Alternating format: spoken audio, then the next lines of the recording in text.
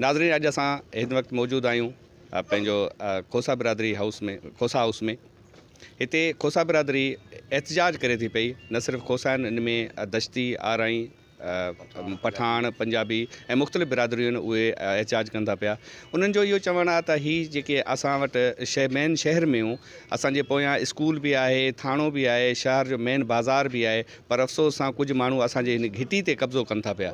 अचो त उन्हनि जो छा चवणु आहे, अचो उन्हनि खां पुछूं था पिया। जी साईं, छा मसइलो आहे तव्हांजो? असांजो मसइलो इहो ई आहे साईं, राति डुमकी बिरादरी ग़ालिब डुमकी जो पुटु ऐं उनजो सौटु जेको आहे राति जे अंधारे में ऊंदाही में अची करे राति जे अंधारे में अची दीवार ओसारे करे असांजी घटी बंदि करे विया आहिनि मोहल्ला वारनि जी। हिन टाइम असांजी घटी बंदि आहे। असां SHO साहिब खे बि अर्ज़ु कयो आहे, DC साहिब खे बि अर्ज़ु कयो आहे, SP साहिब खे, TMO साहिब खे बि अर्ज़ु कयो आहे। असां मोहल्ले वासी सभु परेशान आहियूं त असांजो हीउ मसइलो घटी जो हल कयो वञे। ही घटी जो मसइलो जॾहिं हल न थींदो त असां मजबूर थी करे कानून हथ में खणंदासीं। असांखे मजबूर कयो वञे थो मोहल्ले वारनि खे। असांजो को मैयत या असांजो को गाॾी जीप या ट्रैक्टर या दुकान जे लाइ का सामान वग़ैरह वठूं त वञूं काॾे? छा हिते उन बिरादरी जो पंहिंजी का जाइ आहे या उहो अची करे हाणे नओं ताज़ो कब्ज़ो कनि था पिया? उनजी हिकिड़ी पुराणी जाइ आहे। उनजी पुराणी जेकी जाइ आहे, उनजो जेको रस्तो आहे उहो ओॾे रोड जे तरफ़ नथो वञे। उनजो जेको रस्तो आहे हिन तरफ़ वञे थो, हुन अॻे घटी में वञे थो। उहो हाणे ही कब्ज़ो करणु चाहे थो। ही चवे थो त जीअं मोहल्ले वारा सोड़ा थियनि, बंदि थियनि, ही जायूं मां ख़रीदारी कयां। त मुंहिंजो जेको घर ऐं मुंहिंजा जेके दुकान आहिनि, मतिलबु कि भांडा आहिनि, उहे शुरू में आहिनि। इंडस हाईवे खां पोइ मस्जिद खां पोइ मुंहिंजा घर आहिनि। मुंहिंजो खातो 1973 जो आहे, पुराणो। उन खां पोइ 4 माण्हुनि ते शिफ्ट थियो आहे। मतिलबु कि एक्चुअली आहे इन पंप वारे जो। उन खां पोइ कंहिं वरितो, उन खां पोइ ॿिए कंहिं वरितो। चोथों नंबर आहियां मां वरितो आहे, जंहिं मुंहिंजे बिरादर जे नाले ते आहे, जंहिंमें मां रहंदो आहियां उन जाइ में। ऐं 1973 जो पुराणो खातो आहे, जंहिंमें गिटी मैंशन थियल आहे त भई 26 फीट जी गिटी आहे।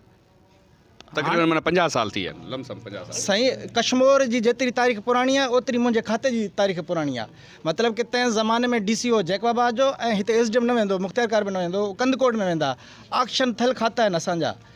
मुंहिंजे खाते में जेकॾहिं को आहे अहिड़ो को मसइलो, तव्हां ॾिसो, प्योर खातो आहे, 100% मतिलबु कि एक्चुअल खातो आहे। ऐं असांजी उन गिटी ते ही गिटी माना हिन महिल त मुंहिंजी उमिरि तक़रीबन 40 साल जे क़रीब आहे। ऐं मां हिते यको पढ़ंदो रहियो आहियां। 6 खां वठी वरी यूनिवर्सिटी कराची वियुसि, मोटी आयुसि। ऐं हीअ जेके दोस्त सभु वेठा आहिनि, त इहा गिटी सॼी ज़िंदगी ईअं ई रही आहे।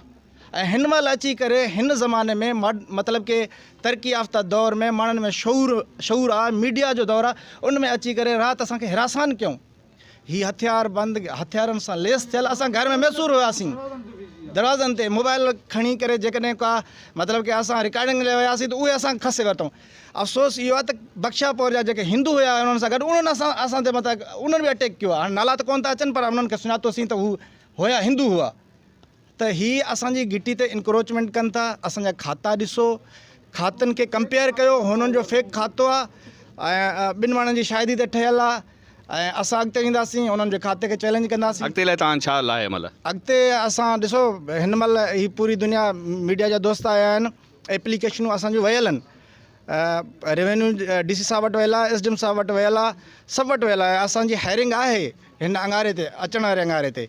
ऐं उन्हनि खे कॉल आई आहे जुमेवारे ॾींहुं त भई तव्हांजी हायरिंग आहे। ऐं छंछर जी राति अची करे। तव्हांजो कहिड़ी बिरादरी सां तालुक़ु आहे? ऐं दश्ती आहियां। खोसा बिरादरी ऐं दश्ती बिरादरी खां बाद में हिन वक्त पंजाबी कम्युनिटी से ताल्लुक़ रखंदड़ एक दोस्त मुझसे गॾु है। अचो तो उनका पूछना संदेश छा चवणु। हाँ जी, क्या मसला है आपका जी? सर, ये हमारी घटी जो बहुत पुरानी हैगी। इस पे जो है ना, रात को 2 बजे इन लोगों ने हथियारों के साथ आकर जो कब्ज़ा किया और हरासा भी किया। तो ये अभी आज की नहीं हैगी, बहुत पुरानी हैगी। और इधर एक बिरादरी नहीं रहती, इधर खोसा बिरादरी है, दश्ती बिरादरी है, हम कुरैशी हैंगे। हमारी गाड़ी फंसी है, गाड़ी निकल नहीं सकती। आप मीडिया देख सकते हैं इधर, गाड़ी भी निकल नहीं सकती हैगी और बहुत जुल्म है ये।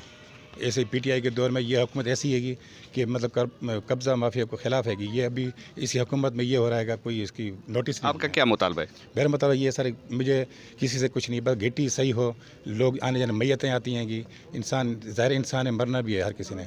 तो ऐसे बड़ी घिटी होए जो मतलब आना जाना सबका सही हो। अभी आप देख लें, आप बिल्कुल जगह नहीं है, ना गाड़ी की ना